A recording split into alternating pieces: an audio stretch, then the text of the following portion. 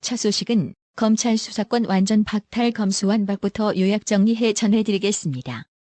지난 12일 더불어민주당이 기어이 검수완박 법안 추진을 당론으로 채택해 4월에 강행 처리키로 했는데요. 그것도 표결 처리한 게 아니라 만장일치 박수로 주인했다고 하는데요. 유사 민주파리들 하는 꼬라지도 어쩜 저렇게 북조선 닮아가는지 참 기가 막힐 뿐인데요. 일각에선 민주당에서 검수완박 우려에 반대 목소리가 있다고 전하지만 한마디로 개소리고요. 지금 민주당에서 그나마 합리적인 좌파 세력들은 강성파들에 의해 완전 좀비화되어 버려서 어차피 애들 모두 본회의에서 찬성표 던질 거라는 게 나라의 TV 분석입니다. 그렇다면 민주당은 왜 모든 사회 각계각층에서 반대하고 있는 검수완박을 강행 추진하려 할까요? 지금 민주당의 검수완박 속내는 한마디로 검찰의 수사권을 붕괴시켜 문재인과 이재명을 지키는 데만 목적이 있습니다. 근데 세상 일이 민주당 뜻대로 되는 건 아니죠. 5년 만에 정권을 빼앗긴 민주당이 잔대가리 굴려가며 발악해보았자 과연 민주당이 문재인과 이재명을 지킬 수 있느냐는 별개의 문제인 겁니다. 법무부 장관 한동훈 사법연수원 부원장입니다. 아니나 다를까 민주당이 4월 검수완박을 강행 처리하기 위해 당론으로 채택하자 윤석열 당선인이 한동훈 사법연수원 부원장을 초대 법무부 장관 후보자로 지명하며 맞불을 놨는데요. 한동훈 검사장은 법무부 장관 지명을 받은 자리에서 민주당이 추진하는 검수완박에 대해 한동훈 검사장이 생각하고 있는 방향이나 대응 방안이 있는지와 법무부 장관 직권으로 상설특검이 가능한데 대장동에 관해서 특검 가능성이 있는지 묻는 기자의 질문에 한동훈 검사장은 검사완박은 언론계 법조계와 시민단체 모두 반대 입장을 표명하고 있다며 국민을 위해서라도 반드시 저지할 거라 답했고 대장동 등 상설특검법 관련해서는 상설특검법은 이미 제도화되어 있지만 대장동 사건에 대해서는 자세히 알지 못하므로 미리 말씀드리는 건 경솔한 처사 같다며 대답을 미뤘는데요. 직접 들어보고 가실게요. 지금 한창 얘기가 되는 검찰 수사권 박탈의 문제에 대해서는 제가 간단하게 지금 현재 개인으로서 의견을 말씀드리면 이 나라의 모든 상식적인 법조인, 언론인, 학계, 시민단체들이 전례 없이 한 목소리로 반대하고 있습니다. 최근에 공론의 장에서 이런 식의 만장일치 반대가 있었는지 저는 들어보지 못했습니다. 심지어 민변과 참여연대도 반대하고 있죠.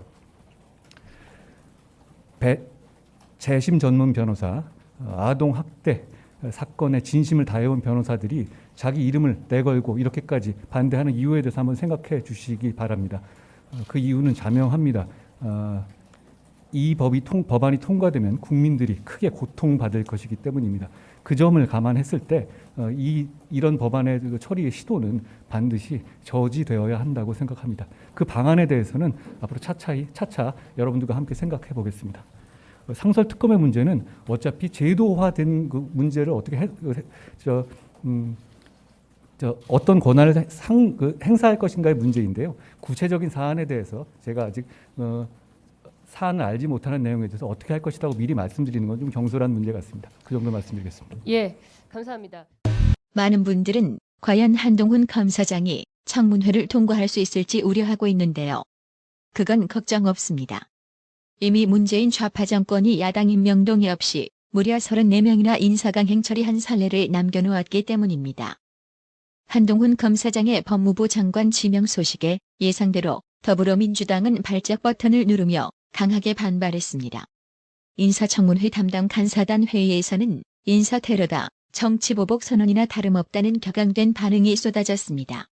더불어민주당 박홍근 원내대표는 대국민 인사테러다, 전면적이고 노골적인 정치보복 선언이다라고 했고 더불어민주당 강병원 의원은 정치보복과 사정의 갈바람을 일으키겠다는 인사, 국민이 어떻게 받아들이겠나라고 했습니다. 민주당은 윤석열 당선인과 인수위를 향해 협치를 손톱만큼이라도 생각한다면 한동훈 후보자 지명을 즉각 철회해야 한다고 목소리를 높였는데요. 아니 협치에 운운하는 작자들이 모두가 반대하는 검수완박을 참 밀어붙인 겁니까?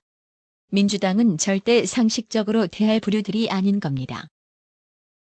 민주당 국회의원 출신 법무부 장관 박범계는 후임 법무부 장관 후보자로 지명된 한동훈 사법연수원 부원장에게 문재인 정부의 법무부를 전면적으로 부정하지 않았으면 좋겠다고 말했습니다. 박범계는 13일 서울시 양천구 한 병원 장례식장에 마련된 30대 초임 검사 빈소에 조문하러 들어가기 전 취재진들에게 해악이라는 표현을 했던데 왜 그랬는지 모르겠다며 이 같이 밝혔습니다. 박범계의 이 같은 말은 한동훈 후보자가 이날 서울시 종로구 통이동 대통령직 인수위원회 기자회견장에서 박범계, 추미애 장관 시절 수사지휘권 남용의 해악을 실감했다고 비판하자 정면 대응을 한 것으로 풀이되는데요. 박범계 야 이 양반아, 추미애와 너 같은 작자들 때문에 법무부 장관 수사지휘권 폐지하자는 당위성이 제기된 거다. 알겠나? 해당 소식에 네티즌들 역시 추미애랑 민주당 니들이 한 짓은 생각도 안 나냐? 그건 네가 할 소리가 아닌 것 같다라며 이제 법무장관 방 빼세요. 크크크. 멀리 안 나가요라고 비꼬았습니다. 한동훈 법무부 장관 지명 소식은 누구보다 노무현 재단 계좌 추적 허위사실 유포로 한동훈에게 명예훼손 고발당해 검찰로부터 실형 1년 구형을 선고받은 유시민에겐 날벼락 소식일 겁니다. 왜냐고요? 윤석열 정부의 초대 법무부 장관으로 지명된 한동훈 후보자는 유시민에 대한 선처 의사가 없음을 밝혔습니다.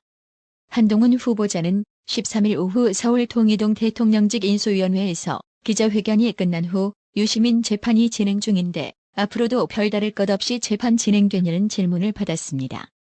이에 한동훈 후보자는 더불어민주당에서 말하는 언론개혁법에 따르면 민주당은 제가 그렇게 유시민 씨를 상대로 소송 진행하는 것을 응원하는 것이 마땅하다고 생각한다고 소취하 계획이 없음을 내비쳤습니다.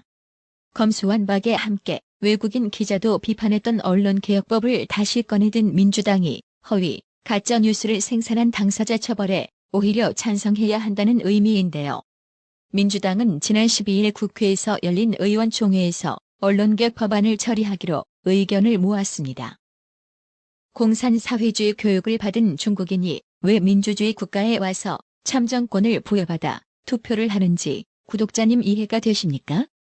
김은혜 의원이 한국 내 거주하는 중국인의 투표권에 대해 공론화 시동을 제대로 걸었다는 소식입니다. 6일 지방선거 경기도지사 선거에 출마한 김은혜 의원이 외국인 지방선거 투표권 문제를 13일 또다시 언급했습니다. 대한민국 국민이 다른 국가에서 투표권에 제약을 받는 것과 비교, 국내 외국인의 투표권에도 상호주의 원칙을 바탕으로 제한이 필요하다고 주장했습니다.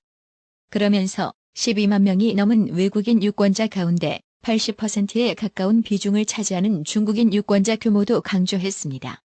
중국에서는 대한민국 국민 단 한 명도 투표권을 갖지 못하는 것과 대비시킨 것입니다. 김은혜 의원은 이날 오후 3시쯤 페이스북에 외국인 지방선거 투표권 문제, 국가 간 공정의 관점에서 개선이 필요합니다라는 제목의 글을 올렸습니다. 그래서 김은혜 의원은 다가오는 지방선거에서 12만 명이 넘는 외국인, 특히 10만 명에 달하는 중국인이 투표권을 가진다는 사실을 알고 계시는가라고 물으면서 우리나라는 영주권 취득 후 3년만 경과하면 외국인에게 지방선거 투표권을 부여한다. 2006년 처음 도입됐다고 설명했습니다. 이어 외국인 지방선거 투표권 부여가 처음 도입된 2006년 이후 외국인 유권자는 크게 증가했다. 이번 선거에서 12만 6,668명의 외국인이 투표권을 가지게 된다며 이 중 중국인은 9만 9,969명으로 78.9%이다. 대부분을 차지하고 있다고 강조했습니다. 지방선거에서 투표할 수 있는 국내 외국인 수는 첫 사례가 된 2006년 4회 지방선거 때 6,726명에서 5회 지방선거 1만 2,878명, 6회 지방선거 4만 8,428명, 7회 지방선거 10만 6,205명, 그리고 이번 8회 지방선거 12만 6,668명으로 급증했습니다.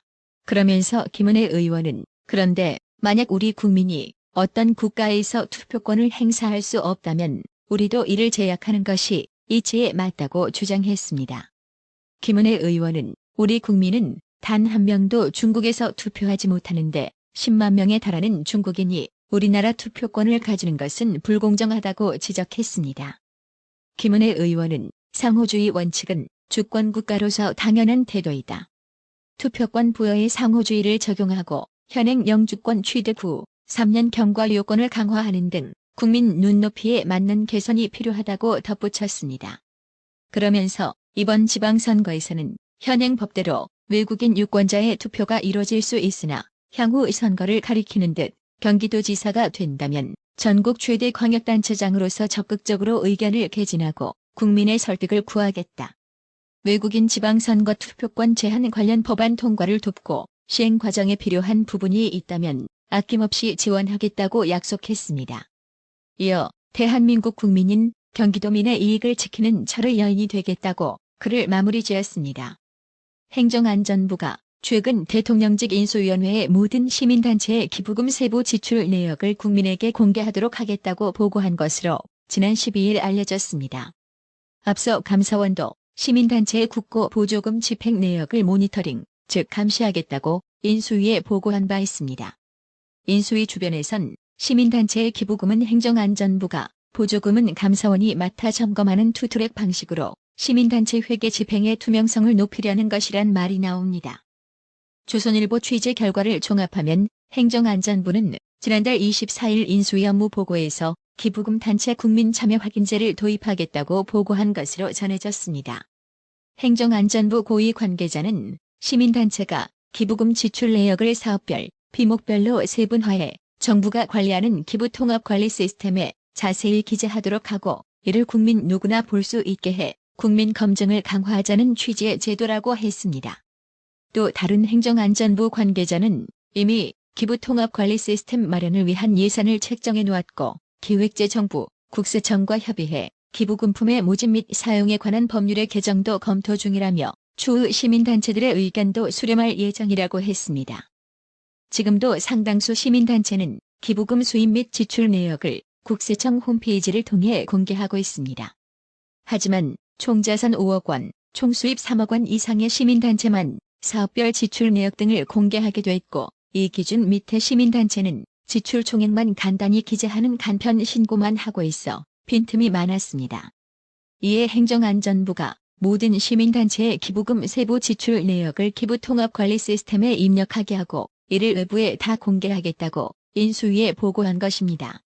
또 행정안전부는 시민단체가 기부금을 모금하고 지출할 때 전용 계좌를 사용하도록 의무화하고 이를 어길 경우 시민단체의 기부금 모금 한도에 제약을 두는 등의 제재 조치도 검토하겠다고 인수위에 보고했다고 합니다. 시민단체의 회계 집행 문제를 촉발시킨 2020년 정의기억연대 약칭 정의연 사태 때 이 단체의 전직 이사장이었던 윤미향이 개인 계좌로 후원금을 받고 전용 계좌에 돈을 개인 계좌로 이체해 사적 용도로 쓴 사례의 재발을 막겠다는 의도로 풀이됩니다. 행정안전부의 이 같은 보고는 윤석열 대통령 당선인의 공약을 반영한 것입니다. 윤석열 당선인은 시민단체의 불법 이익 환수를 이번 대선 공약으로 걸었었습니다. 윤석열 당선인은 지난 2월 여권에서 성폭력 사건이 터졌을 때 여성단체는 침묵했고 전국토에 태양광 패널이 깔려도 환경단체는 모르쇠로 일관하며 도리어 이익을 챙겼다면서 권력과 결탁한 시민단체는 결코 권력을 비판할 수 없다고 했습니다. 해당 소식에 네티즌들은 쌍수 들고 환영하는 반응을 보였습니다. 네티즌들은 이걸 이제서야 하는구나, 진짜 나라 개판이었네라며 시민단체 기부금 내역과 정부 보조금 집행 내역을 국민에게 전부 공개해야 한다. 제2의 윤미향 같은 작자가 나와서는 안 된다. 그리고 불필요하고 세금만 축내는 시민단체는 해체하라고 촉구했습니다. 나라의 TV는 구독료 후원으로만 운영 유지되고 있으니 구독자님들의 따뜻한 정성이 필요합니다.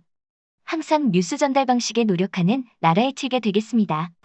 구독 그리고 알람 설정, 뉴스 영상 내용이 좋았다면 좋아요를 클릭해주세요.